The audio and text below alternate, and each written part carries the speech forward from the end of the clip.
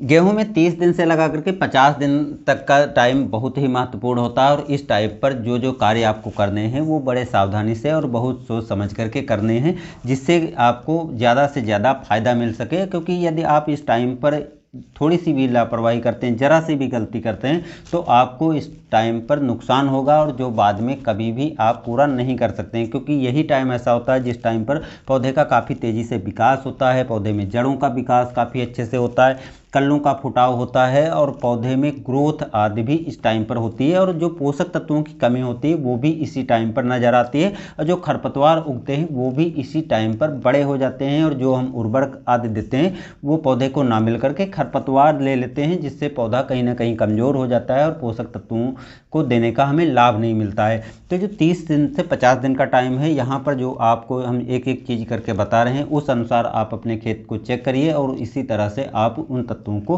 पूरा करिए। पहली चीज़, जब आप सिंचाई कर दीजिए, सिंचाई के बाद आप देखते हैं अगर आपके खेत में खरपतवार नज़र आते हैं तो जिस तरह के खरपतवार हैं, चौड़ी पत्ती वाले, सकरी पत्ती वाले, उसकी दवा आपको ज़रूर स्प्रे कर देनी है।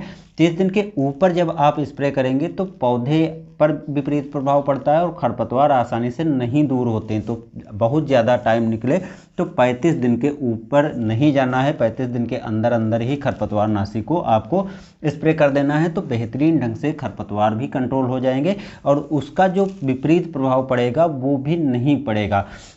तो ये काम आपने पूरा कर लिया। उसके बाद जो नेक्स्ट काम आपको करना है, जैसे खरपतवार नाशी डाल दिया, खरपतवार नाशी डालने के बाद कहीं ना कहीं आपको उन पोषक तत्वों को पूरा करना होता है। नहीं पूरा करते हैं, जैसे 2,4-D डाल दिया, कुछ ऐसी चीज़ें डाल दिया, तो उसका प्रभाव इफेक्ट जो है आपकी गेहूँ भी पड़ता है, तो उसको भी आपको पूरा करना है। तो इसलिए जो आपने पहली टॉप ड्रेसिंग की थी 20 से 25 दिन तक और उस टाइम पर यूरिया डाला था, तो उसमें से आधे से ज़्यादा तो खरपतवार ले गए। अब आपके पौधे को उतने ज़्यादा तत्व मिले नहीं, तो पौधा आपको कमज़ोर नज़र आएगा और खरपतवार नाशी स्प्रे करने के बाद अक्सर पौधे में पीलापन हमें देखने को मिलता है। तो इसलिए जब भी खरपतवार नाशी स्प्रे करें उसके 5 से 7 दिन के बाद देखें, जब खरपतवार आसानी से दूर हो गए, उस टाइम पर 19-19-19 आपको उर्वरक ले लेना है और साथ में एक ग्रोथ पॉइंटर ले लेना है। लिक्विड वाला कोई भी ले सकते हैं, सस्ते के चक्कर, सस्ते में जाएंगे तो सागरिका मिल जाएगी और दूसरे आपको काफ़ी महंगे मिलने वाले। तो 250 ml मात्रा लेकर के और आपको साथ में मिला करके स्प्रे कर देना है।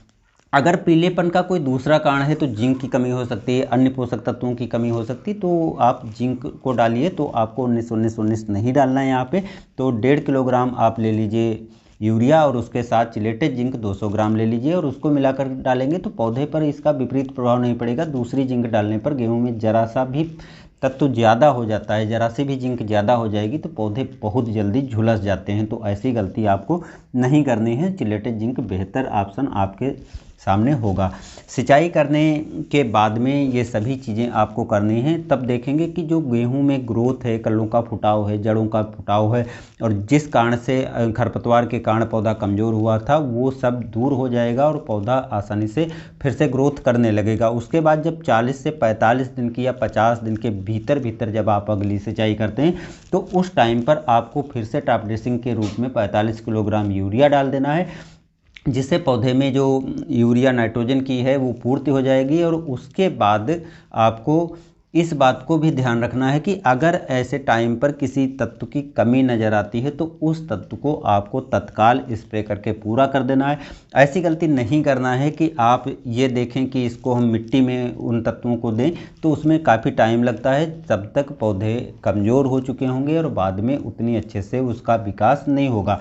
तो ये चीज़ें आपको ज़रूर अपनानी है। हाँ, एक गलती दोस्तों आपको बिल्कुल नहीं करनी। अक्सर किसान भाई क्या करते हैं, जो ग्रोथ प्रमोटर डालते हैं, खासतौर से लिक्विड वाले जो ऑर्गेनिक होते हैं, ऑर्गेनिक ग्रोथ प्रमोटर डालने के साथ साथ वो ऐसे होते हैं जैसे समुद्री शैवाल से बने होते हैं, तो उसमें फफूंद का लगना निश्चित ही होता है। फफूंद लगने के चांस 90 से 95% होते हैं। तो इसलिए फफूंद से बचाने के लिए आप जब भी ग्रोथ प्रमोटर डालें तो साथ में सल्फर जरूर मिला करके डालिए, जिससे फफूंद जनित रोग नहीं लग पाएगा। फफूंद जनित जो रोग फैलने का खतरा बन जाता है, कोहरा और पाले के कारण और भी फफूंद जनित बीमारियां फैलने के चांस बनते हैं, वो आसानी से दूर हो जाएंगे और जो आपकी गेहूं में फुटाव होगा, विकास होगा, वो आपको बहुत अच्छा मिलेगा। तो बस दोस्तों, आज की जानकारी इतनी ही। धन्यवाद।